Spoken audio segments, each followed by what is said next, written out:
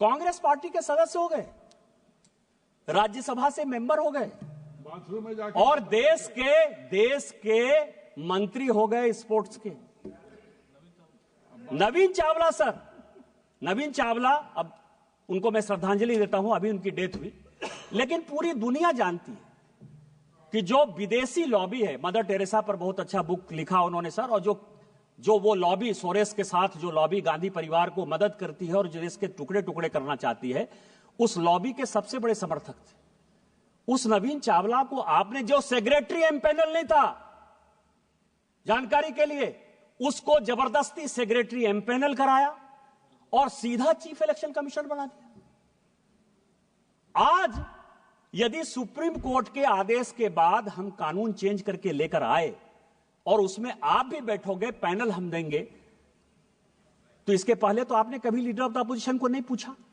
जब तक 2014 तक सरकार रही, मैं राहुल गांधी जी, पूरी कांग्रेस पार्टी और पूरे विपक्ष को चैलेंज करता हूं कि आपने इलेक्शन कमिश्नर के अपॉइंटमेंट में, चीफ इलेक्शन कमिश्नर के अपॉइंटमेंट में एक बार भी किसी विपक्ष के आदमी से कंसल्ट किया है?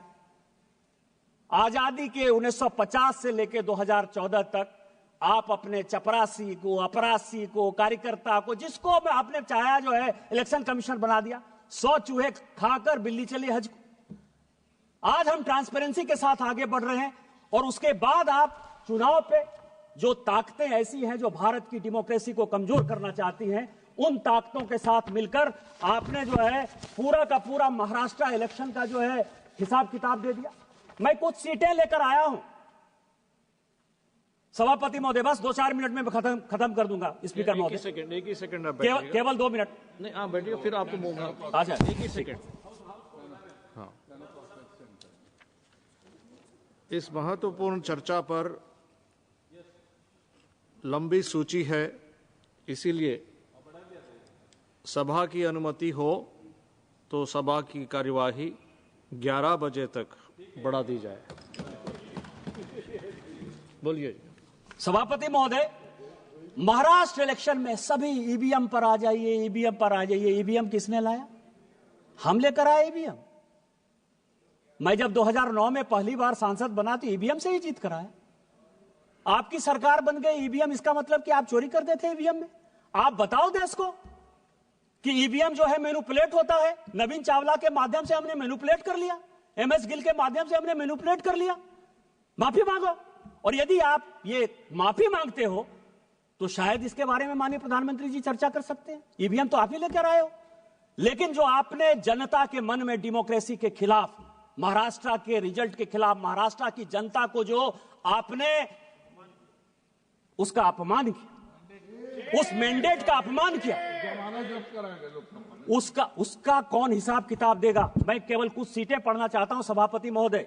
अकोला वेस्ट 18,000 वोट पड़ा, ठीक है, आपकी बात मैंने मान लिया। 1,000 से लेके 70,000 तक वोट जो है किसी किसी विधानसभा में बढ़ा है। अकोला वेस्ट 18,000 वोट बढ़ा, जीती कौन? कांग्रेस। नागपुर वेस्ट 22,000 वोट बढ़ा, जीता कौन? कांग्रेस। नागपुर नॉर्थ 23,000 वोट बढ़ा, जीता कौन? कांग्रेस। यवतमाल 13,000 वोट बढ़ा, जीता कौन? कांग्रेस। मालेगांव 40,000 वोट बढ़ा, जीते कौन? ओवैसी साहब की पार्टी।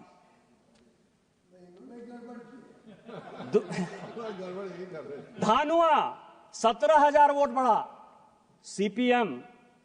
भिवंडी 40,000 वोट बढ़ा, समाजवादी पार्टी। और मुंबई नॉर्थ 41,000 वोट बढ़ा, NCP Sharad Pawar. Kindly conclude sir.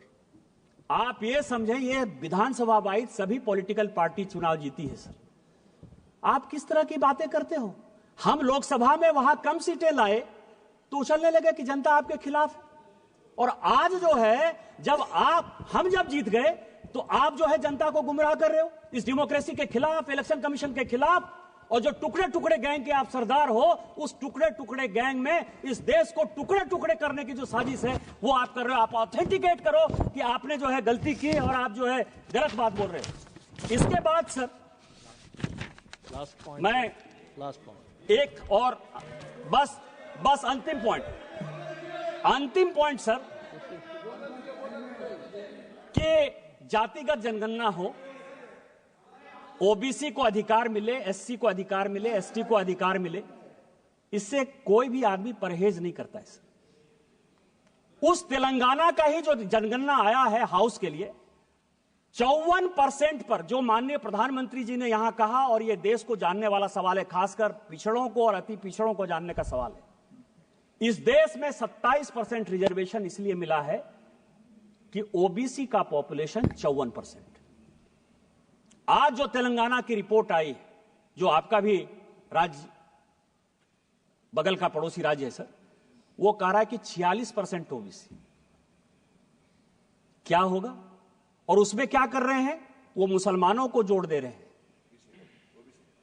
OBC में वो मुसलमानों को जोड़ रहे हैं। माननीय प्रधानमंत्री जी ने कहा है कि जब तक मैं इस देश का प्रधानमंत्री हूं और भारतीय जनता पार्टी का एक भी कार्यकर्ता है, वो ओबीसी के आरक्षण को बैकडोर से कभी भी मुसलमानों के पास नहीं जाने देगा। ये जो वोट बैंक की राजनीति है, इस वोट बैंक की राजनीति यही करने के लिए प्रेरित कर रही है। पिछड़ा, जिस पिछड़े की बात कर रहे हो, उस पिछड़े का सबसे बड़ा नेतृत्व करता माननीय प्रधानमंत्री खुद सामने बैठे थे। ये आपको दिखाई नहीं दिया कि ओबीसी इस देश का प्रधानमंत्री है? अरे उस आदमी को तो मनमोहन सिंह जी की अभी डेथ हुई है ललन जी, उनको वो भी नहीं दिखाया कि माइनॉरिटी के आधार पर 10 साल मनमोहन सिंह जी एक माइनॉरिटी इस देश के प्रधानमंत्री थे। द्रौपदी मुर्मू शेड्यूल ट्राइब महिला इस देश की राष्ट्रपति हैं। रामनाथ कोविंद शेड्यूल कास्ट इस देश के राष्ट्रपति हुए। आप किस तरह की बातें करते हो? आप बिजनेसमैन की बात करते हो। आज ही बड़ा बड़ा अखबार में तुलसी तांती का जो है एड छपा है। तुलसी तांती कौन है? शेड्यूल कास्ट नहीं है, टाटा माइनॉरिटी नहीं है, पारसी नहीं है, अडानी जी जैन नहीं है, वेदांता के अनिल अग्रवाल साहब जो है वो ओबीसी नहीं है, क्योंकि हमारे राज्य से आते हैं, वहां तो मारवाड़ी भी ओबीसी है। किस तरह की बातें कर रहे हैं? इस आदमी को ना कुछ आता है ना पता है। जो इसको लिखने वाले स्क्रिप्ट राइटर हैं, वो भी किस बियाबान में रहते हैं, क्योंकि इटली से जब लिखवा के आओगे, सोरोस से जब लिखवा के आओगे, तो इस देश को टुकड़े कैसे किया जाए, इसके अलावा आपके पास कोई नहीं विषय है। मैं कंक्लूड करते हुए सभापति महोदय, आपके माध्यम से यह आग्रह करता हूं कि इस 6 पॉइंट के बारे में वो ऑथेंटिकेट करें, नहीं तो स्पीकर के डायरेक्शन के खिलाफ उनके ऊपर प्रिविलेज हो और उनको जो है इस पार्लियामेंट से बाहर करिए, तभी ये देश बचेगा। आपने मुझे मौका दिया। इन्हीं शब्दों के साथ जय हिंद, जय भारत। माननीय मंत्री जी श्री किरण रिजिजू जी।